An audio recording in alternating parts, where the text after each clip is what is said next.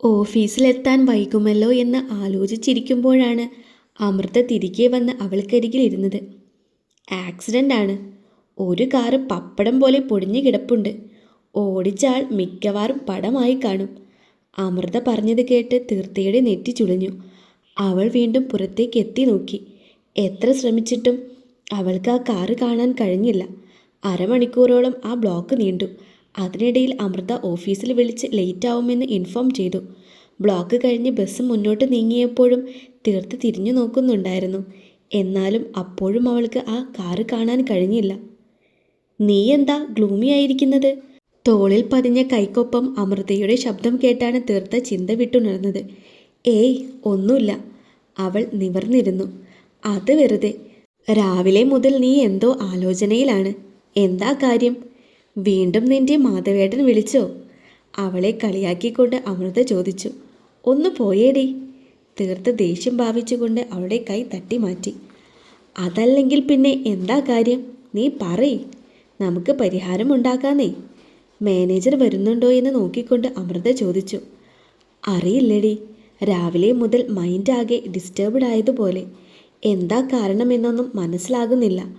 പക്ഷേ എന്തോ ആപത്ത് വരാൻ പോകുന്നത് പോലെ ഒരു തോന്നൽ. തീർത്ത ഡെസ്കിൻ്റെ അടിയിൽ നിന്നും തൻ്റെ വാട്ടർ ബോട്ടിൽ എടുത്ത് അതിൽ നിന്നും ഒരു കവിൾ കുടിച്ചു.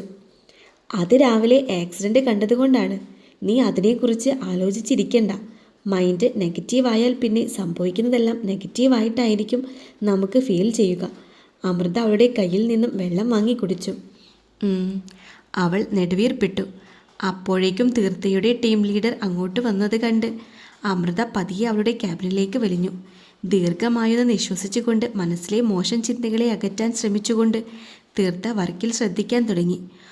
ഉച്ച കഴിഞ്ഞപ്പോൾ മാനേജർ അവളെ ക്യാബിനിലേക്ക് വിളിപ്പിച്ചു. May I come in sir? അനുവാദം ചോദിച്ചുകൊണ്ട് അവൾ അകത്തേക്ക് കയറി. Yes miss Theertha, please take your seat. Manager പുഞ്ചിരിയോടെ പറഞ്ഞു. Thank you sir. ഒരല്പം പരിഭ്രമത്തോടെയാണ് അവൾ കസേരയിൽ അമർന്നത്. കാരണം മാനേജറുടെ ക്യാബിനിലേക്കുള്ള ഈ വരവ് പതിവുള്ളതല്ല. ലാസ്റ്റ് ടൈം മിസ് തീർത്ത ചെയ്ത വർക്ക് എക്സലൻ്റ് ആയിരുന്നു. നമ്മുടെ ക്ലയൻസിന് ആ വർക്ക് ഒരുപാട് ഇഷ്ടപ്പെട്ടു.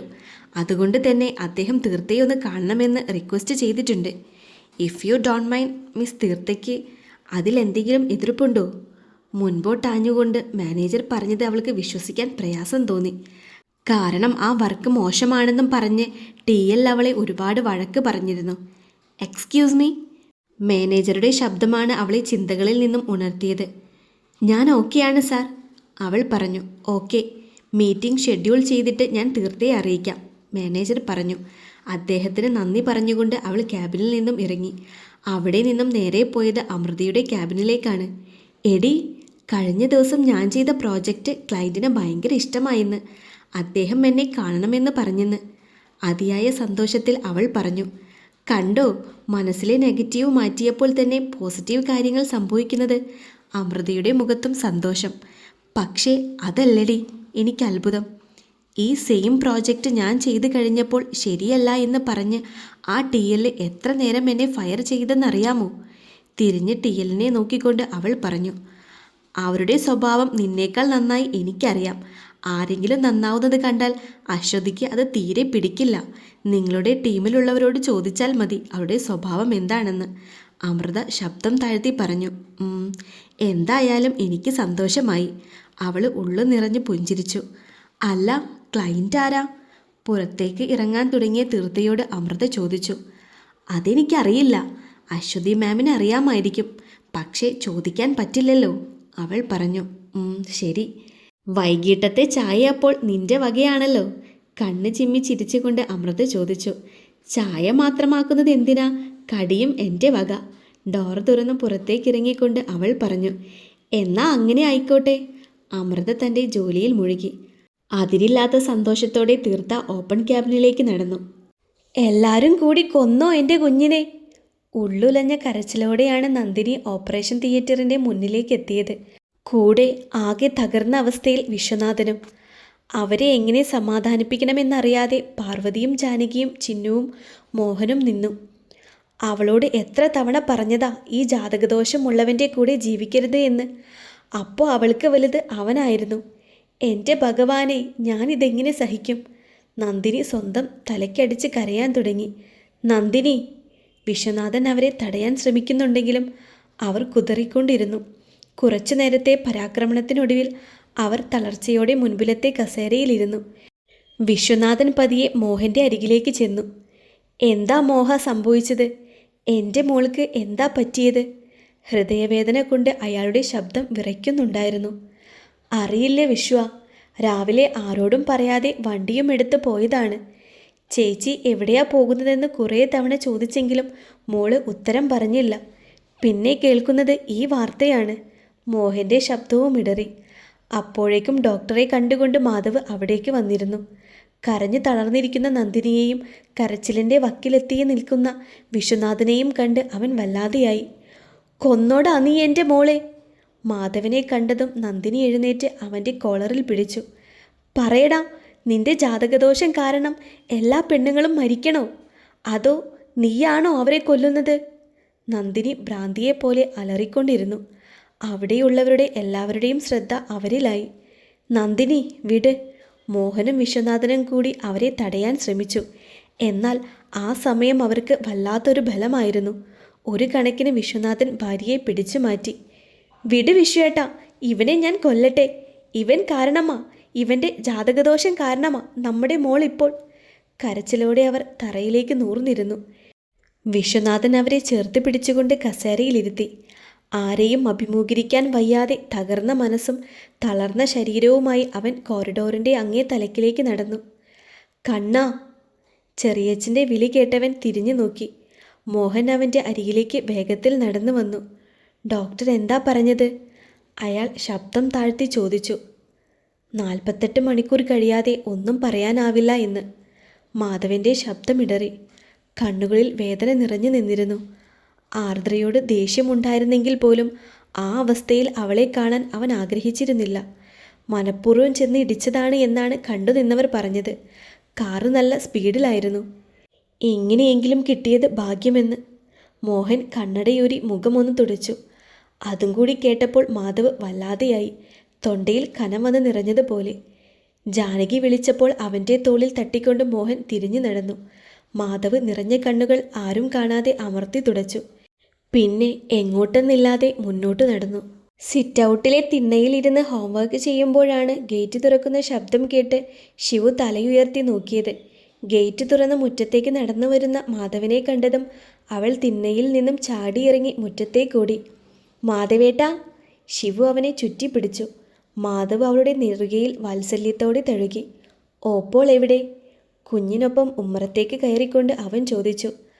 അടുക്കളയിലാണ്. മാധവേട്ടൻ ഇരിക്കെ, ഞാൻ വിളിക്കാം. അതും പറഞ്ഞുകൊണ്ട് ശിവു അകത്തേക്കോടി. മാധവ് പതിയെ ഉമ്മറത്തെ തിണ്ണയിൽ അമർന്നു. ഓപ്പേ! അടുക്കളയിലേക്ക് ഓടി വന്നുകൊണ്ട് അവൾ ഉറക്കെ വിളിച്ചു. എന്താ? രാത്രിയിലേക്കുള്ള കറിക്ക് വേണ്ടി പച്ചക്കറി നുറുക്കുകയായിരുന്ന തീർത്ത തിരിഞ്ഞു നോക്കാതെ വിളി കേട്ടു. ദേ, ഫ്രണ്ടിൽ വന്നിരിക്കുന്നത് ആരാണെന്ന് നോക്കിയേ. കള്ളച്ചിരിയോടെ അവൾ പറഞ്ഞു. അമൃതയാണോ അതോ ഇക്കയോ? നുറുക്കി വെച്ച കഷ്ണങ്ങൾ കഴുകാൻ വേണ്ടി അവൾ ഒരു പാത്രത്തിലേക്ക് വാരിയിട്ടുകൊണ്ട് സിങ്കിന് നേരെ നടന്നു. അതൊക്കെ പറയാം, ഓപ്പ വാ. അവളുടെ കയ്യിൽ പിടിച്ചു വലിച്ചുകൊണ്ട് ശിവു ചിണുങ്ങി. കയ്യിൽ നിന്നും വിട് പെണ്ണേ, പാത്രം താഴെ വീഴും. തീർത്ത പറഞ്ഞത് കേട്ടപ്പോൾ ശിവു കയ്യിൽ നിന്നും പിടിവിട്ടു. ആരാ വന്നിരിക്കുന്നത്? നീ മര്യാദയ്ക്ക് ആളെ പറ. എനിക്ക് കളിക്കാൻ സമയമില്ല. 100 കൂട്ടം പണികളുണ്ട്. ഇത് കഴിഞ്ഞിട്ട് വേണം അടിച്ചു വാരി തുളയ്ക്കാൻ. അല്ല, നിന്റെ പഠിപ്പ് കഴിഞ്ഞോ? നാളത്തെ പരീക്ഷയുടെ കാര്യം മറക്കല്ലേ. ശിവുവിനൊപ്പം ഉമ്മറത്തേക്ക് നടക്കുന്നതിനിടയിൽ അവൾ പിറുപിറുത്തുകൊണ്ടിരുന്നു. സിറ്റൗട്ടിലെത്തിയ തീർത്ത മാധവനെ കണ്ട് മുഖം ചുളിച്ചു. എന്നാൽ ആ കണ്ണുകളിലെ സങ്കടം അവൾ വേഗം തന്നെ തിരിച്ചറിഞ്ഞു. ശിവു തീർത്തയിൽ നിന്നും പിടിവിട്ട് മാധവനോട് ചേർന്ന് നിന്നു. അകത്ത് പോയിരുന്ന് പഠിക്ക്, നാളെ പരീക്ഷയുള്ളതല്ലേ, അവൾ കുഞ്ഞിനോടായി പറഞ്ഞു. അതൊക്കെ ഞാൻ പഠിച്ചു ഓപ്പേ. ശിവു മാധവൻ്റെ കൈവിരലിൽ തൂങ്ങി. ഒന്നുകൂടെ റിവിഷൻ ചെയ്ത് നോക്ക്. ഇത്തവണ അവളുടെ ശബ്ദം കുറച്ച് കനത്തിലായിരുന്നു. അതുകൊണ്ട് തന്നെ കൂടുതലൊന്നും പറയാതെ അവളെ നോക്കി കൊഞ്ഞനം കുത്തിക്കൊണ്ട് ശിവു തൻ്റെ ബുക്സും എടുത്ത് ഹാളിലേക്ക് നടന്നു. ഇവിടേക്ക് വരരുതെന്ന് ഞാൻ പറഞ്ഞതല്ലേ, പിന്നെ എന്തിനാ വന്നത്? ശിവു അകത്തേക്ക് പോയതും അവളുടെ ശബ്ദം ഗൗരവത്തിലായി. മനസ്സ് വല്ലാതെ പുകയുകയാണ്. ആ സമയത്ത് ആദ്യം തെളിഞ്ഞ മുഖം നിന്റെയാണ്. അതുകൊണ്ടാണ് ഇങ്ങോട്ട് ഓടി വന്നത്. പതിവ് മൃദുത്വം ഒന്നും അവൻ്റെ വാക്കുകളിലില്ലെന്ന് അവൾ ശ്രദ്ധിച്ചു. അവനെന്തോ പ്രശ്നമുണ്ടെന്ന് അവൾക്ക് തോന്നി. എന്നാൽ അവളത് ചോദിച്ചില്ല. ആർദ്രയ്ക്ക് ആക്സിഡൻറ്റ് അല്ല, സൂയിസൈഡിന് ശ്രമിച്ചു അവൾ. മാധവ് അത് പറയുമ്പോൾ തീർത്ത ഞെട്ടലോടെ കണ്ണ് തുറപ്പിച്ചു. അയ്യോ, എന്നിട്ട് എന്തെങ്കിലും പറ്റിയോ? അവൾ വേവലാതിയോടെ ചോദിച്ചു. ഹോസ്പിറ്റലൈസ്ഡ് ആണ്. 48 മണിക്കൂർ കഴിഞ്ഞേ എന്തെങ്കിലും പറയാനാകൂ. മാധവനിൽ നിന്നും നെടുവീർപ്പുയർന്നു. ആർദ്രയോട് നല്ല രീതിയിൽ ദേഷ്യമുണ്ടെങ്കിലും അവളുടെ മരണം തീർത്ത് ആഗ്രഹിച്ചിരുന്നില്ല. എൻ്റെ ജീവിതത്തിലേക്ക് വരുന്ന എല്ലാവർക്കും എന്താ ഇങ്ങനെ സംഭവിക്കുന്നത്? എൻ്റെ ജാതകം അത്രയ്ക്ക് മോശമാണോ? മറ്റൊരാളുടെ ജീവന് തന്നെ ഞാൻ ഭീഷണിയാണോ? അവൻ സ്വയം കുറ്റപ്പെടുത്തുന്നത് പോലെ ചോദിച്ചു. അതിന് തീർത്തയ്ക്ക് മറുപടി ഉണ്ടായിരുന്നില്ല. അവൾ ഒന്നും പറയാതെ പുറത്തേക്ക് മിഴികൾ പായിച്ചു. അന്നത്തെ ആക്സിഡൻറ്റിൻ്റെ കാര്യം തനിക്ക് എന്തെങ്കിലും ഓർമ്മയുണ്ടോ? മാധവിൻ്റെ ചോദ്യം കേട്ട് അവനെ ഒന്ന് നോക്കിയെന്നല്ലാതെ അവൾ മറുപടിയൊന്നും പറഞ്ഞില്ല. എൻ്റെ നശിച്ച ജീവിതം അവസാനിച്ചാൽ നിങ്ങളെല്ലാവരും രക്ഷപ്പെടും അല്ലേ? എൻ്റെ ജാതകദോഷത്തിൻ്റെ ചക്രവ്യൂഹത്തിൽപ്പെട്ട് എത്ര ജീവനാണ് ദോഷം? മാധവിൻ്റെ തൊണ്ടയിടറി. അങ്ങനെയൊന്നും പറയരുത്. കരുതലോടെ, അതിലേറെ അലിവോടെ അവൾ പറഞ്ഞു. മാധവ് അവളെ നോക്കി. ആ ചുണ്ടിൽ വരണ്ട പുഞ്ചിരി തങ്ങി നിന്നിരുന്നു. ഞാൻ ഇറങ്ങുക. ഒന്ന് കാണണമെന്നും സംസാരിക്കണമെന്നും ഉണ്ടായിരുന്നു. അതുകൊണ്ട് വന്നതാണ്. അവൻ ഉമ്മറത്തെ തിണ്ണയിൽ നിന്നും എഴുന്നേറ്റു. വേണ്ട, ഇപ്പോൾ ഡ്രൈവ് ചെയ്ത് പോവണ്ട. കുറച്ചു നേരം കഴിയട്ടെ, ഞാൻ കുടിക്കാൻ എന്തെങ്കിലും എടുക്കാം. ആ ഒരവസ്ഥയിൽ അവനെ ഒറ്റയ്ക്ക് വിടാൻ അവൾക്ക് പേടി തോന്നി. അതൊന്നും വേണ്ടോ, ഹോസ്പിറ്റലിൽ എന്നെ കണ്ടില്ലെങ്കിൽ അവർ പരിഭ്രമിക്കും. അവൻ മുറ്റത്തേക്കിറങ്ങി. പിന്നെ അവൾക്ക് തടയാൻ തോന്നിയില്ല. എങ്കിലും മനസ്സും ശരീരവും ഒരുപോലെ തളർന്ന അവൻ്റെ കാര്യത്തിൽ അവൾക്ക് അങ്കലാപ്പ് തോന്നി. മാധവ് ഗേറ്റ് കടന്ന് പോകുന്നത് വരെ അവൾ സിറ്റൗട്ടിലെ ഉതുക്കിൽ തന്നെ നിന്നു. അവൾക്ക് വല്ലാത്ത കുറ്റബോധവും സഹതാപവും ആ മനുഷ്യനോട് തോന്നി. താൻ അനുഭവിച്ചതിൻ്റെ അത്രയുമില്ലെങ്കിൽ പോലും സമാധാനത്തോടെ കഴിയാൻ അദ്ദേഹത്തിനാവുന്നില്ലല്ലോ. അവൾ നെടുവീർപ്പിട്ടു. ഡ്രൈവ് ചെയ്യുമ്പോൾ പലപ്പോഴും മാധവൻ്റെ കയ്യിൽ നിന്നും കാറ് പാളിപ്പോകുന്നുണ്ടായിരുന്നു. അതിനിടയിൽ സൈലൻ്റ് ആയിരുന്ന ഫോണിലേക്ക് നിർത്താതെ കോളുകൾ വരുന്നുണ്ടായിരുന്നു. പക്ഷേ അതൊന്നും മാധവ് അറിയുന്നുണ്ടായിരുന്നില്ല. ഒരു കണക്കിന് അവൻ മേലേടത്തേക്കെത്തി. അവൻ ഉമ്മറത്തേക്ക് കയറിയപ്പോൾ തന്നെ ചിന്നു ഇറങ്ങി വന്നു. ഏട്ടനോട് ഹോസ്പിറ്റലിലേക്ക് ചെല്ലാൻ വല്യമ്മ പറഞ്ഞു. അവളുടെ മുഖത്ത് സങ്കടം നിഴലിച്ചു. ഒന്നമർത്തി മൂളിക്കൊണ്ട് അവൻ തൻ്റെ റൂമിലേക്ക് നടന്നു. റൂമിലെത്തി ബെഡിൽ മലർന്നു കിടന്ന് കണ്ണടച്ചു. ശരീരവും മനസ്സും ഒരുപോലെ തളർന്നവൻ പതിയെ മയക്കത്തിലേക്ക് വഴുതി വീണു. ഏട്ടാ! ചിന്നുവിൻ്റെ വിളി കേട്ട് അവൻ കണ്ണു തുറന്നപ്പോൾ എത്ര നേരമായി താൻ ഇവിടെ കിടക്കുന്നതെന്ന് ഓർമ്മ പോലും അവനുണ്ടായിരുന്നില്ല.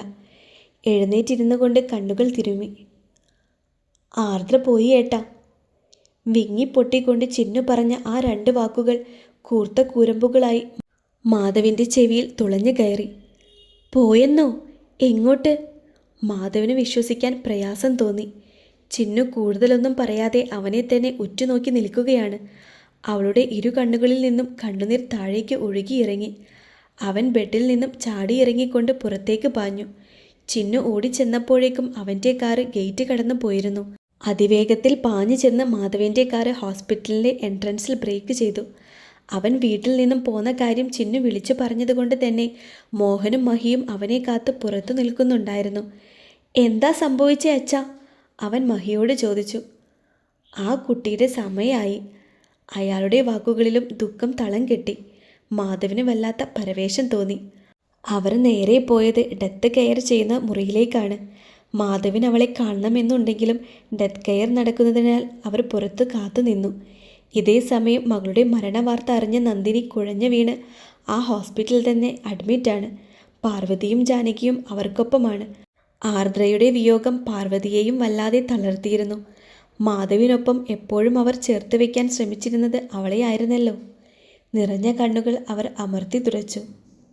വെള്ളത്തുണിയിൽ പൊതിഞ്ഞു കെട്ടിയ ആർദ്രയുടെ മൃതശരീരം കണ്ട് മാധവിൻ്റെ കണ്ണുകൾ നിറഞ്ഞൊഴുകി.